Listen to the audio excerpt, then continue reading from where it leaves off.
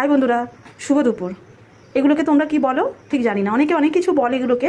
কেউ বলে কুরন্দি বা কুন্দি, আমরা এগুলোকে তরুলি বলি। তরুলিগুলো আমি সরু সরু করে কেটে নিয়েছি, আর একটুখানি আলু দিয়েছি, পেঁয়াজ দিয়ে তরকারি বানাবো এটা। এখানে পেঁয়াজ কেটেছি, আর এখানে মশলা নিয়েছি সব কিছু, ধনে গুঁড়ো, জিরে গুঁড়ো, লঙ্কা, হলুদ, একটু কাঁচা লঙ্কা আর একটু টমেটো। আর এখানে কড়াতে একটু সর্ষের তেল দিয়েছি, আর একটা শুকনো লঙ্কা ফোড়ন দিলাম, আর একটু কালো জিরে ফোড়ন দিচ্ছি। এটা একটু ভাজা হলে আমি পেঁয়াজগুলো আগে দিয়ে দিচ্ছি। পেঁয়াজগুলো একটু ভেজে নেব আগে। পেঁয়াজগুলো একটু অল্প ভেজে নিয়ে এর মধ্যে আমি আলুগুলো দিয়ে দিচ্ছি। আলুগুলো একটু অনেক ভেজে নেব পেঁয়াজের সাথে, তারপরে তরুলিগুলো দেবো। আলুগুলো পেঁয়াজের সাথে একটু ভেজে নিয়ে আমি তরুলিগুলো দিয়ে দিচ্ছি এর মধ্যে।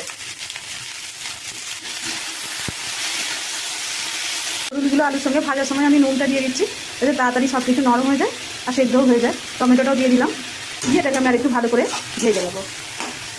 আসলে এই তরকারিটা আমাদের বাড়িতে কেউই পছন্দ করে না, কেউ খায় নাই বলা যায়, শুধু আমি একাই খাই। আমার কিন্তু খুব ভালো লাগে, ভাত দিয়ে বা রুটি দিয়ে খেতে বেশ ভালো লাগে।